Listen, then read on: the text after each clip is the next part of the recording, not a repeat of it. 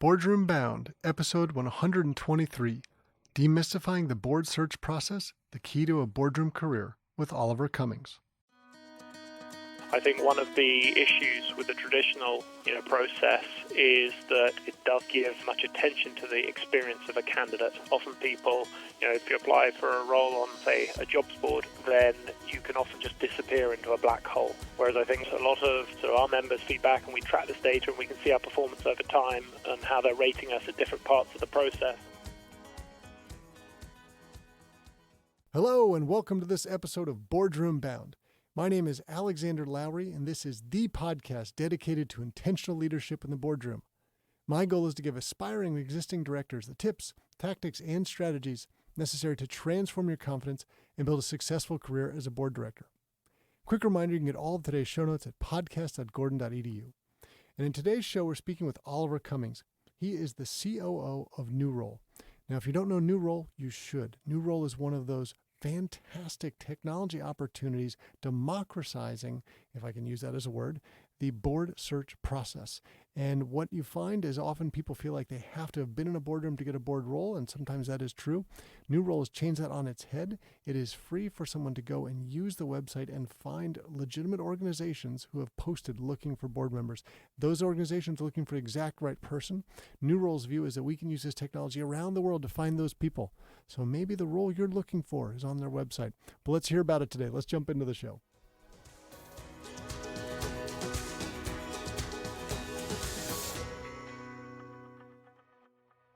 Oliver Cummings, welcome to the Boardroom Bound podcast. Thank you so much. It's great to be on board. Well, it's easy for me to sort of picture back where you were, because I lived in the UK for 7 years. I have very fond memories of my time back there. And I'm excited to bring you virtually to all of my audience today because I've been using the technology that we're going to talk about, and I think it's fantastic. I really love what you guys are doing. I love how, to some extent, you're really beginning to change the model and turn it on its head. I think it'll really change people's perception of the ways they might have to go about doing this whole thing that we call landing board seats. So maybe that's a little bit of a tease. And so, Oliver, can you tell us a little bit about New Role and maybe how it started? Sure. We are a global platform changing the way organizations hire at the board level. And we are looking to break open the old headhunting processes by using smart technology and industry expertise to find stronger and more diverse candidates for multinational startups, charities, government bodies, and everything in between. The FT recognized New Role in Europe's fastest 1,000 growing companies in 2019 and 2020. And it was originally started actually by my mother, of all people, who is a headhunter by background. And she, had had a 30-year career in the headhunting world, been very successful, but got to a point where she was bored. And I think she describes it as she got to that point where she thought next stop was death, and she wasn't ready for that. And so she felt like she needed to go again and start up a new business. And she thought, looking around at what was happening elsewhere in the world, that there had to be a better way of doing this board-level hiring. And that was how New Role came about, originally helping charities connect with board members. So she always thought it was wrong that charities were often made to pay high fees and put up with less than the best board members. And she thought there must be a better way to do this.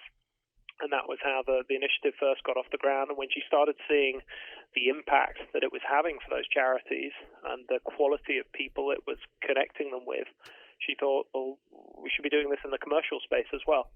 And so that was the beginning, and it's been a fantastic and exciting ride ever since, and hopefully will continue to be for many years from now.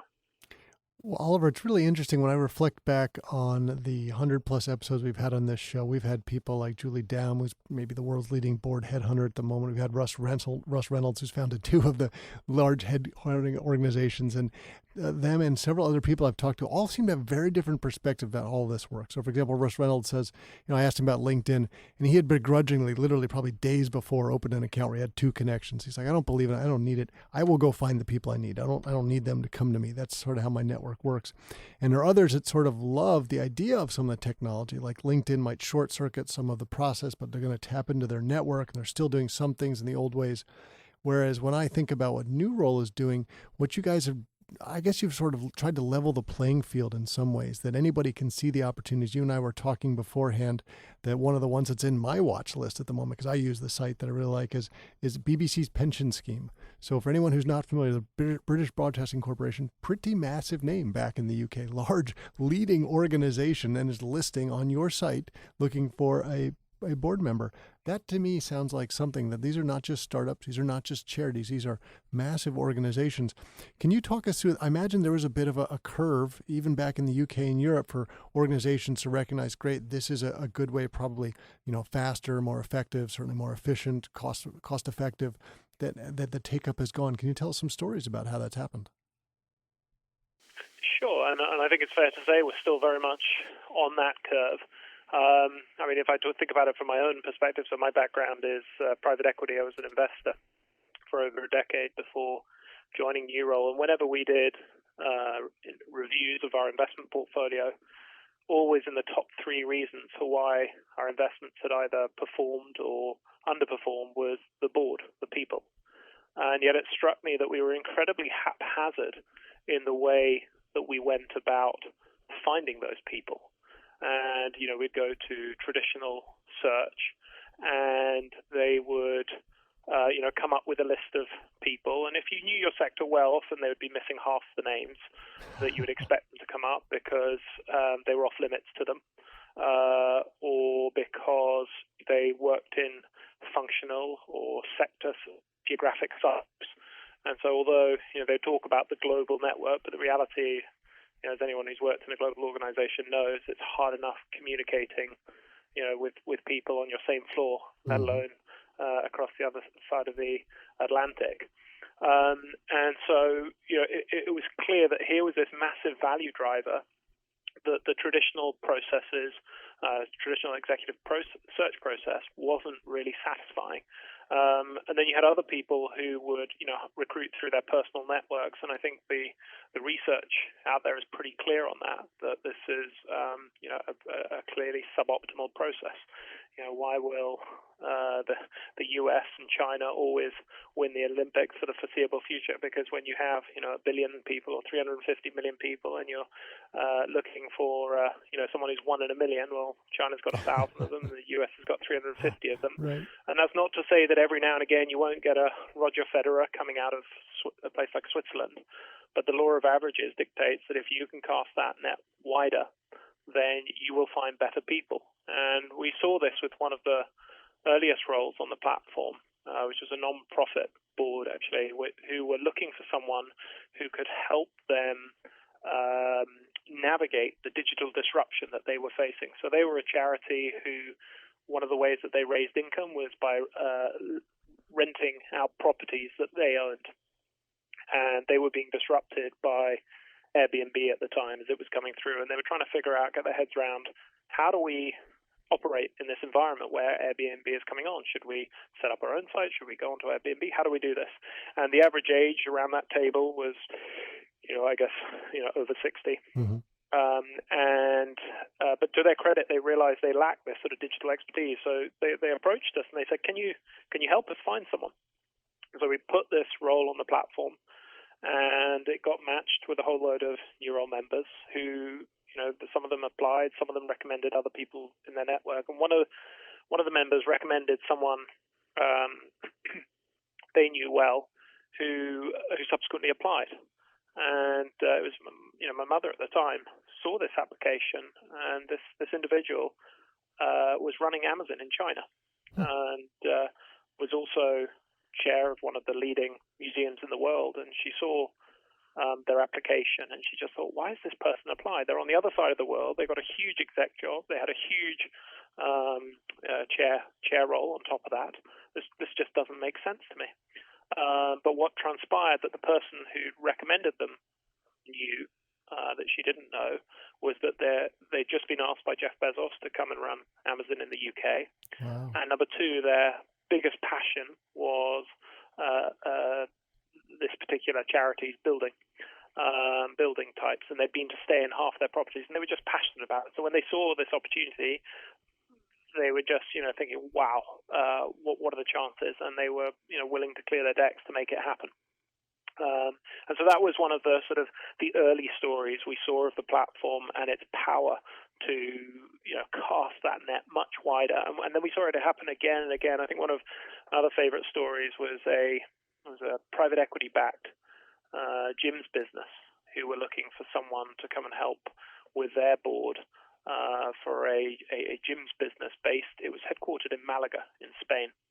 And they had approached traditional search, who'd brought them lots of credible people who knew how to run gyms business, but no one who was willing to relocate to Spain, to Malaga, where this business was headquartered. Anyway, so they, I think more in desperation than expectation, put it on the platform and said, well, let's give this a go. And again, one of the members they'd been to business school with someone in the US sort of 20 years before, who'd gone on to run the largest gyms chain in Colombia, which they'd just exited in the most successful private equity transaction of its type that year. And they were just starting to think about what they wanted to do next. One of the things they wanted to do was to move back home to be close to their parents, who were getting on a bit and lived in Spain, in Malaga, of all places. You're kidding me. And you sort of hear this story, and I remember when we first saw this, we just thought, what are the chances? Yeah. But what's fascinating when you start doing this at this scale, where you have, we now have over 40,000 members around the world, and you think about, the networks of the networks recommending in, actually, when you have that person that you think is too good to be true, they're out there. You've just got to find them, and you've got to have enough scale to reach them. And the traditional process where you're relying on sort of, shoe leather and hours in the day is never going to cover it. Mm-hmm. But when you can crowdsource through a network using technology to get your costs low, suddenly it's within your grasp, and it's truly extraordinary.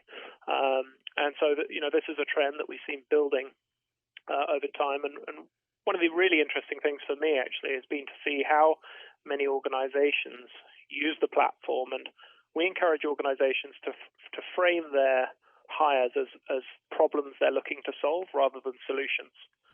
So rather than saying, I need to hire a circle, and then you find someone a circle, and then they realize, oh, actually, it was a triangle I needed. And then you bring them a triangle, and they say, oh, actually, it was a square I needed. And you bring them the square, and they're like, oh, I'm really sorry, it's not that either. If you phrase it, what never changes it during that process is the problem they're looking to solve. Mm-hmm. It's just the way they interpret that problem. And the beauty of the way the platform works is by framing your hiring need as a problem, you get a range of people who can put themselves forward or recommend others who will bring completely unique approaches to it. And I remember one of the sort of early, roles we had was the largest privately owned electrical manufacturing, heater manufacturing business in the world. And they were looking for their first non-family board member. And they put this role up on the platform. And they ended up hiring 4 of them because they all brought something slightly different. One was the most senior non-Asian at Samsung, I think. One was the CEO of one of the leading players in this space, former CEO of the leading players in the space. One was a FTSE 100 chair, and one was the private equity, a CEO of a private equity-backed industrials business in the US who brought the understanding of the US market. And so you had this incredible range of incredibly experienced talent that could all add something different. And they'd only wanted one initially, but once they saw them all, they couldn't decide between them. They ended up taking all of them on board. And it's just fascinating to see how that dynamic works. So I love those stories. Those are absolutely brilliant. It sort of sells itself, right? You don't need to say anything more. That's sort of like the mic drop and you can walk away. But, Oliver, I want to help our audience to imagine what this is like if they haven't used the platform yet, because it's not like, say, a job board like Indeed or even on LinkedIn where some jobs are like easy apply and you just put in a couple of details, it takes your profile and it sends it off. You guys have this very robust process where if I see an opportunity that I really like, I have to go through, there's a huge amount of information about the organization, about the opportunity. All of that is great and wonderful, but the application process itself is a bit complicated, and I'd love your thoughts on it. I imagine part of it might be you want only serious people that are actually thoughtful, and that may be one of the reasons there are some steps. But I think it really forces you to step back and think, am I really a fit for this? These are the specific things we're looking for. I have to justify it / explain it to put it in the context so they can really get it. Now, I will also tell you a story. I won't name the person. I know one professional board member who uses your website not to apply to a lot of the jobs, but to learn about themselves and how they explain their candidacy and how it goes forward, because they look at a job, they think it's a fit, and they see the way you guys ask questions and the sort of the detail you're going after. They're thinking, okay, this is how I have to be able to present myself to talk to questions like this, which I think is still a big compliment for you. So I'd love if we could talk about that aspect for a bit. Sure, that's a great question. So I think that our end goal and the way we think about this is through the lens of customer experience, and we're very data-driven in the way that we do this. So we're constantly iterating. I think at the moment we've got 20 different pilots right now running across different roles on how we can improve that process. And it's improving that process both from the organization side, but also from the individual side. I think one of the issues with the traditional process is that it doesn't give much attention to the experience of a candidate. Often people, if you apply for a role on say a jobs board, then you can often just disappear into a black hole. Whereas I think what a lot of sort of our members' feedback, and we track this data and we can see our performance over time and how they're rating us at different parts of the process, and we're constantly testing, A/B testing different approaches to improve what we're doing. But I think one of the things that on the candidate side people really like is it does force people to be very pithy and thoughtful about how they're right for the role. And sometimes when people first come to it, they say, "Oh, I don't like that. I can't, write as much as I want," and we limit people to a certain number of characters or words for any given application. But the purpose of that is we know, and we've got the data to show that organizations will not digest much more than that. And so if you cannot summarize the value that you bring in that period of time, you're wasting your time.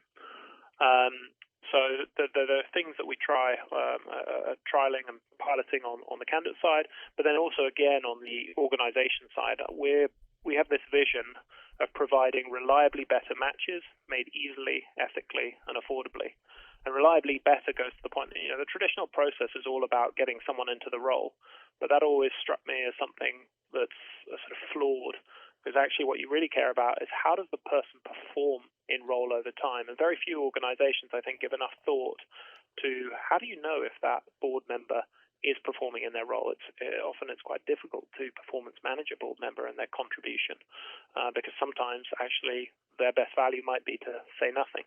And that's something we're thinking very hard about at the moment. How do we start to provide organizations with that sort of data-driven insight so that when they come to decide what they're putting up front in terms of what they're looking for or the way they articulate their problem, that we have the data to support the optimum outcome for them. And so that's really been the genesis of that very structured approach. We've taken best practices from other organizations. In the executive space, I think places like Google have been very instrumental in our thinking. The way they've brought data-driven hiring to another level, and rather than relying on what I've sometimes heard to referred as voodoo hiring techniques, you bring a structured interview process that really focuses organizations on what is it that they're looking to hire, rather than do they get on with this individual. And again, there's some really good research out there that shows the power of that open hiring process, the discipline imposed on you by having to articulate what it is that you need, and then casting the net out wide to find that person. And there's some research that's been done on organizations hiring internally, which has shown, I think it's something like 20 to 30% uplifts in performance outcomes. That's for internal hiring roles. And, we're looking to show the same applies in that board level space.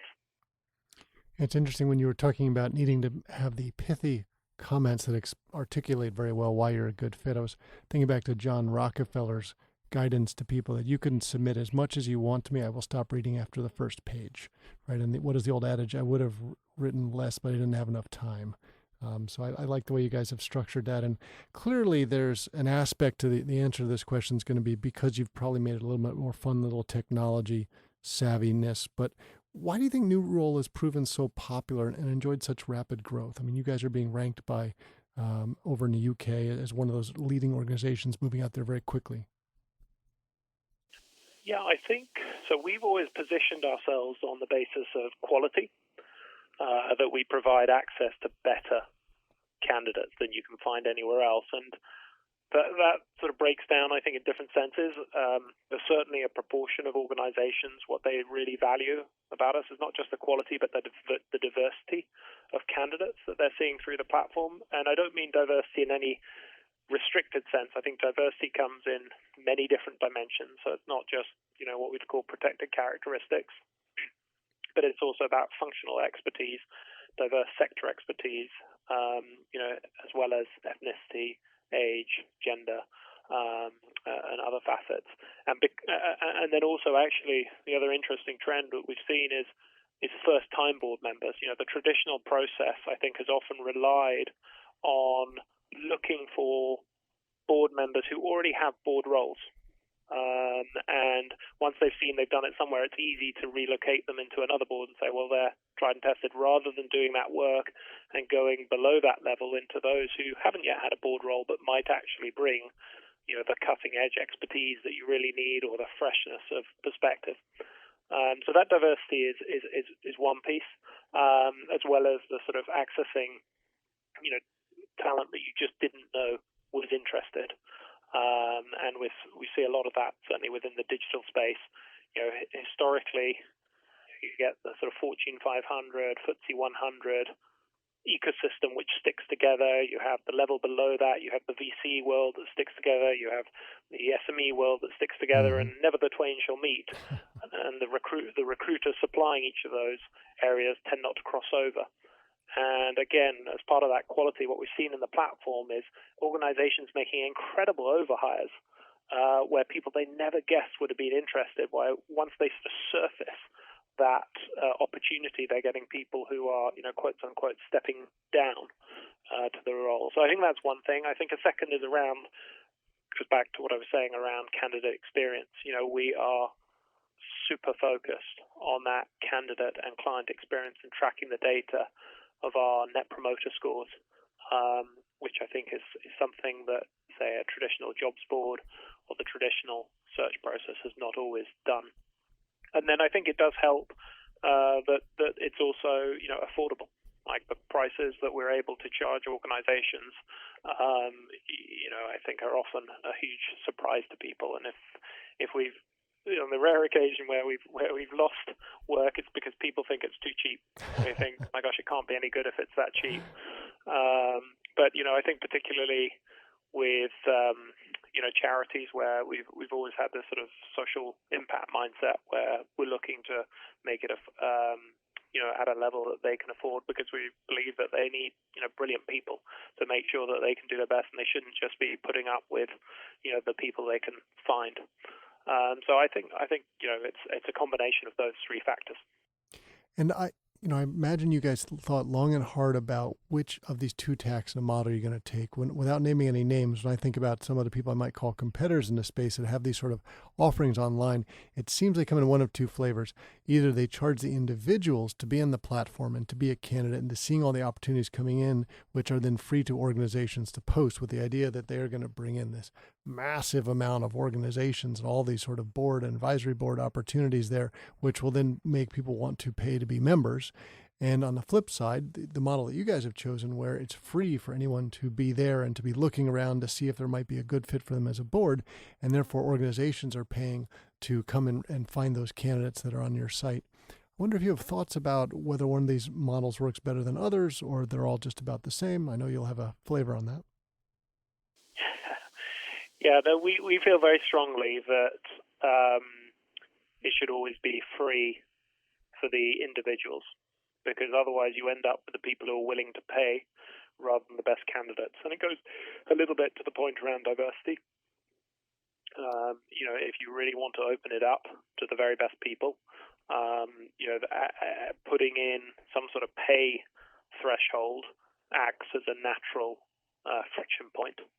On the organization side, I don't think organizations, the prices we're charging are such that it doesn't make organizations blink. What it does do is ensure that they're fully engaged in the process. So we think that that's the right way to do it. And I was going to ask the question about what you're seeing as best practice in board level hiring now, but I guess I want to flavor that in recognizing where we are in the times. Like we'd talked about this a year ago, you might have answer X, and I suppose it would still be X, but it's also added with Y due to the pandemic because that has changed things. The world is different now. And I think one example for me are chief HR officers. Whereas before the pandemic, there weren't very many boards that were saying we really have to have this perspective around the table. And there are a lot more going now. You know what? We have to think about how we take care of our people, maybe how we onboard our people. It's very different now, where our people are going to be, the way we integrate them into the organization. I wonder what the trends are that you're seeing in best practice board level hiring. Yeah, I think, in a funny way, the impact of the pandemic has been to make boards much more comfortable with an online process and online interviewing. And I remember at the beginning of the pandemic when boards thought, well, we can't hire anyone if we can't meet them. Right. And gradually, as they've adapted to the new norm, I think organizations have become much more comfortable with that. And if anything, I think we're starting to hear organizations saying, actually, this is better because it's removing some of the process bias that existed before when you got into a room with someone and potentially got distracted by some of the less relevant facets of a given character or candidate. I think we probably have a natural selection bias that those who come to the new role platform have recognized the value of casting the net wider. So once you've recognized and understood that, it's really about process. And I think there are some organizations who will still get fixated on the solutions. So to give you an example, they will be looking for someone with prior board experience. Mm-hmm. And what they're using there is that as a proxy for someone who's suitable for the role. And in certain circumstances, you do need someone with prior board level experience, often actually with smaller boards where, say, it's a listed company and no one else on the board has that listed experience, then you do need someone with prior listed board experience. But on the whole, that's not the case. And so the best boards are very good at recognizing that quickly if they don't already understand it and really figuring out what their key problems are. They also are very good with their interview processes and the way that they structure them, their preparation for it. And we're seeing some interesting innovation with people starting to do testing, pilots around data. We ran one recently where an organization started looking at the test scores on various aspects of applicants around basic things like their ability, verbal reasoning, numerical reasoning, their ability to digest the board pack, to digest a set of financial statements. And in a way, it's sort of an obvious thing, but I think it's amazing how many boards probably don't have a good sense of how good their board are at digesting a board pack or understanding the financial statements. I think the common hallmark of the best practice is boards who give good feedback to candidates. They understand that the process does not end when you turn a candidate off, but that there are likely to be ongoing interactions with candidates in this life or the next, so to speak. And I think particularly in light of the Black Lives Matter movement, there's been a much stronger awareness of the impact of diversity on boards and their own biases, and trying to address and understand their own biases in the hiring process, and not just looking to source more diverse candidates, but also to think intelligently about how do they assess them. So that makes a lot of sense. And I imagine there's some people listening to this that have probably their whole time's been sort of, rubbing their hands together going, this is going to be a great way for me to break into this space. You've been talking about that bias, Oliver, of, I guess I'll put in this perspective, the conundrum, how do you get a job, that experience, how do you get experience without a job? You think about that in a board role, you have to have the story about how you have board experience from, say, presenting to the board, being on nonprofit boards, advisory boards. So I'm sure there are many people listening going, this is an equalizer. I can just show that I have the right skill sets and the mentality, and I'm a possibility for a board position. But if we take that and sort of translate to the next level, be really actionable advice, what would be the advice that you'd be giving for those who are looking to take on a board role? Probably you talked about all the data that you have. I'm sure you guys have some insights from what you've seen and what's been most successful. Sure. I think the first thing to do is to be realistic, to confront the brutal facts, as I think it's Admiral Stockdale from Jim Collins is Good to Great. It is unbelievably competitive. And so you need to be prepared for that. And I think a lot of people who are considering these sorts of roles are people who've been incredibly successful and haven't necessarily failed for a while. And that often takes a bit of an adjustment, the willingness to go when you've been turned down. And there's some interesting data around how different candidate types respond in different ways to that disappointment. I think critical is to be really clear about the value you can add. I heard a very wise chair the other day talking about how they got approached regularly by individuals saying they wanted to join a board, rather than saying they wanted to join the board of company ABC, and being specific about which board they wanted to join and what the value they could bring to that board. So it's one of those simple things, but it's often overlooked. People are not specific or targeted enough. Another obvious but basic thing is doing the research, both on the company, but also about how you position yourself. Soliciting feedback from those who know you well, who aren't going to be afraid to speak truth to power, and that also follows through not just in the early stages, but when you get to that interview stage. It's amazing how many very capable individuals don't do their preparation, and it shows so quickly. One of my sort of heroes from my investor days is investor called Phil Fisher, who talks about scuttlebutt, which is the sort of practice of gleaning information by getting in the weeds. And I think the best candidates do that. They go to extraordinary lengths, whether it's going and doing mystery shopper visits to the organization and having things that they can talk about that add genuine value at interview. And I think far too few people do that, although it's accessible to anybody. And then, as I said at the beginning, it's about grit. It's about understanding that, the chances of you being successful on your first attempt are low. Not to take that as a rejection. I think from our data, we see the average number of applications made by successful applicants is between 2 and 3. I think it's 2.3 or something like that. So, even the very best are failing regularly. And so having the mindset to equip yourself to do that is critical.